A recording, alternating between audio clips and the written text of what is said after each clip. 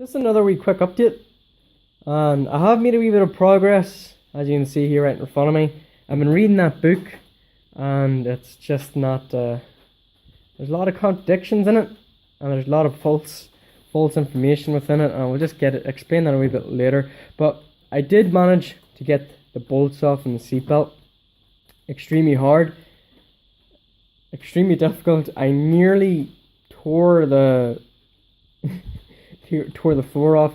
I was talking to my dad, who would be the welder, and he believes that this here would need a complete brand new floor panel. Don't know what you would call them, and I don't know how much they're going to cost. See if I can get maybe it'll fit. Nah, it won't fit in. But there's that. I don't know what you would call them. I'll try and get some people who may actually know. As well as over here, which isn't as bad, but still. Now for the front, taking the chrome bumper off seems to be. I tried reading the book, as I said, and there seems to be a lot of false information.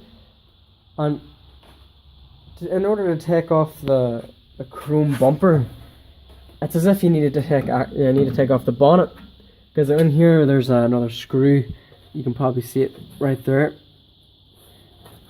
You need to take that off to get the chrome bumper off, but you can get a spanner or any ratchet in here because of that there, which is obviously belonging to the bonnet.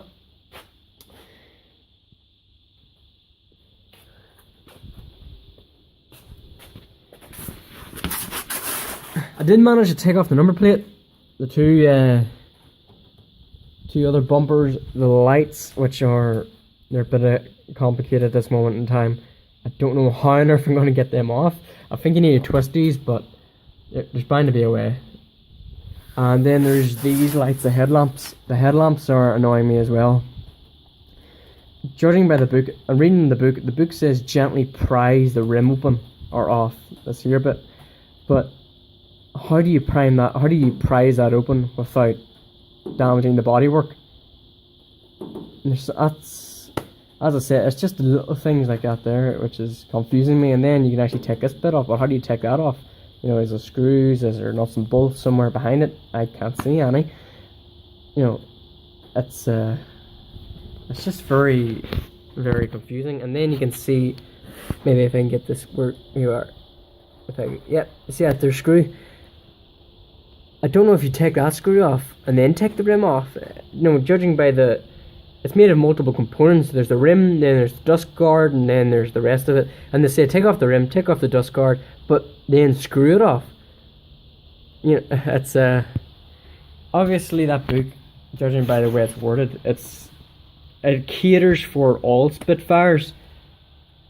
Mark 1s, Mark 2s, Mark 3s, then there's the North American versions, and they've got their own little instructions, as I say. So I don't know if the Triumph and the people at Triumph were just lazy and they didn't bother their asses properly catering, you know, for specific models. Sorry. That's for the tractor. I did make progress here, or at least I tried. Judging by the book again, the book said to take off the middle panel first. Take off the middle panel and then pull out this and this. But if you pull that off, which I tried doing, as I said, take off these here bits, but how do you pull them off? You can't pull them off without damaging it, and I don't think I did do any damage, as I just gently tugged on it. And judging by this here one, if I can do it properly, it comes out a bit, and you can push it back in. This here one doesn't do that, and this here, if you pull it like that, it goes back in position. Don't know if that's a fault. This here one doesn't.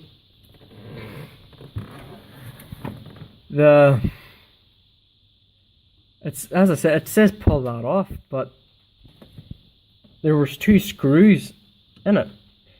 And it says within the book to take out the middle first. Take off the battery, as you would, as you should, and then take the middle part off first. But you know, I couldn't take off the middle part because of these screws. You couldn't get to these screws because you needed to take this off, the passenger side of the board. So as I said, the book is it's been a pretty much a big nuisance at this stage.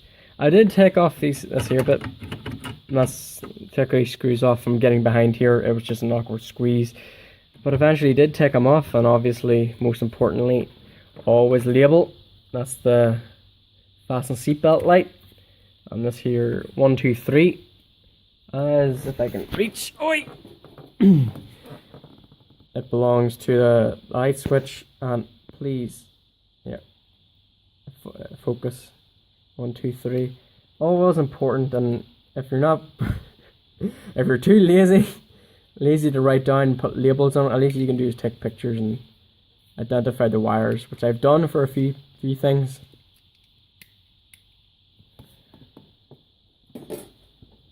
That's pretty much it for now. I don't know what else to say really. I did take out the horn, and the horn seems to be a third-party horn. As I said about the heavy evidence to suggest that it was attempted restoration in the past. It's just so much evidence, you know. Nuts and bolts. Whoever must have did it must have been lazy out of their mind. They put nuts and bolts of different sizes to secure things and screw down things, and it's confusing me at times. You know, it is confusing me in the sense of what's actually meant to be there. You know, as I said about the rivets on the hinges here, it's my light.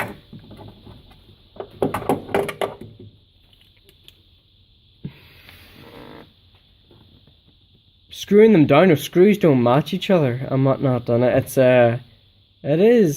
confuses you. It confuses you, and it's a nuisance because you have the spanner, you take off the nut or the bolt, and then all of a sudden you realize that you need to go the other one for the securing the opposite side of whatever you're taking off. It's a different size of spanner. It's just a bloody nuisance. And another suggestion, which if I get out here, as I said about the horn, it's a third-party horn, and it was awkward to take off too.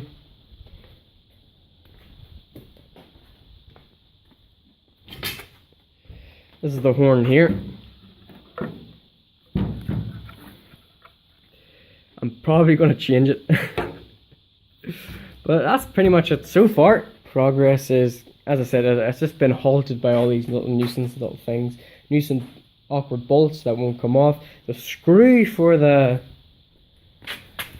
here panel is awkward, and the screw for the bumper and the other bumper, it's here.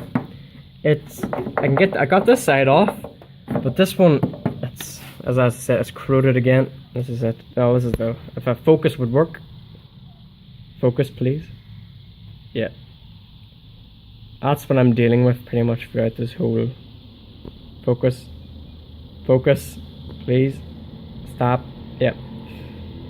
That's on that side there. Even worse. The screw just won't work or fit. But that's pretty much the update so far. Hopefully it's plain sailing. Which it won't, because it never is for me. I'll update you when I make any more progress and whatnot.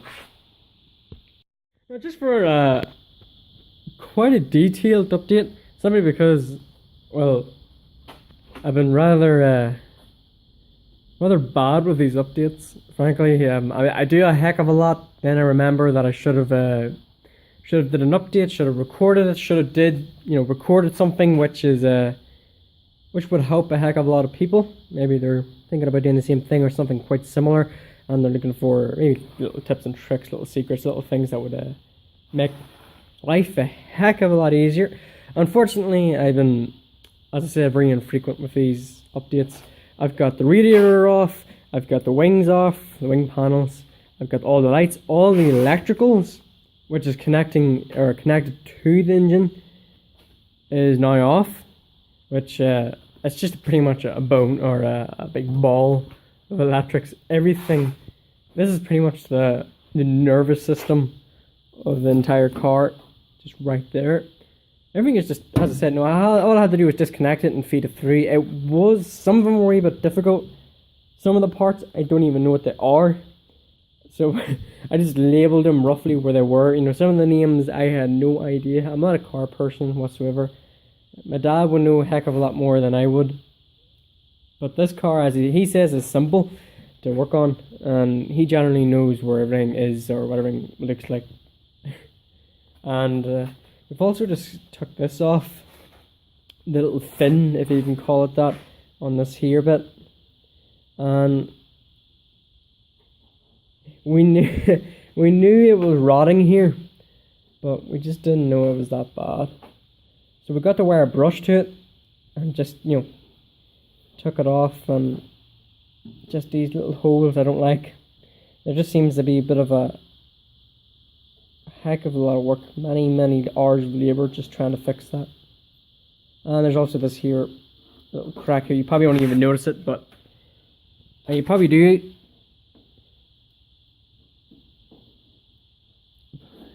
Just right there.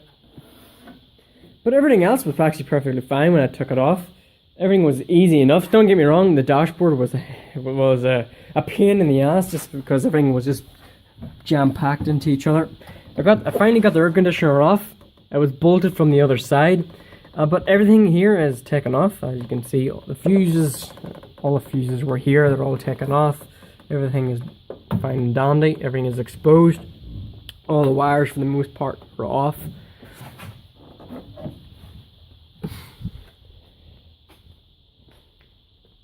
So pretty much all we got left is everything which is actually connected to the engine, as well as the brake tubes.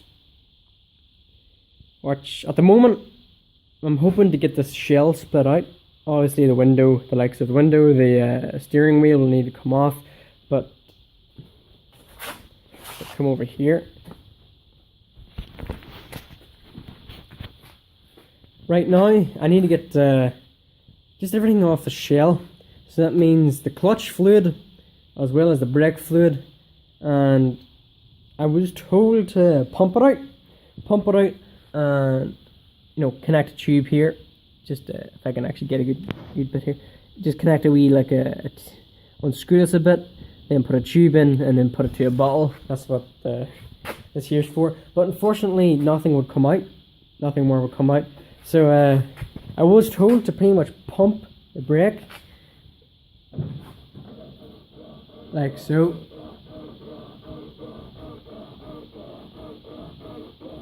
But nothing seems to be working. It doesn't seem to want to pump. So I looked for a syringe around the house. Couldn't find a syringe. And I thought, how on earth can I get all this fluid out without, you know, sucking it out? Which is, I don't want the stuff in my mouth. But if I can change my phone here in my hands, it's actually quite ingenious. Just like that. So it makes life a heck of a lot easier and life a little better tasting without that stuff in your mouth. But yep, that's pretty much it. Obviously I won't be reusing this stuff. I don't even know how old or when the last time everything was changed, but yeah. That's pretty much it. But the next part should be unbolt the chassis and the fuel tank. I need to get the fuel tank separated as well. But essentially, just need to take off everything away from the chassis and the shell, as well as the engine. I'm going to keep the engine on the chassis and then just separate the shell, work on the shell. My dad says that roughly we're looking at a long build, a lot of man-hours, nights upon nights upon nights upon nights upon nights of welding. But it It will take a long time, especially this here. This is just unfortunate. I didn't realize it was going to be that bad. But when you're standing there looking at a car thinking about buying it, it's you don't think about everything, nor do you actually see everything. It's only when you start stripping her down is when you see the nightmares. But yep, that's pretty much the update. These updates are actually rather infrequent. I know, I'm lazy, ultimately lazy. Can't be bothered at times. Some days I'm off work or whatever it might be, I just don't want to do anything. I just want to sit in my bed. But bits and pieces here and there, it all adds up.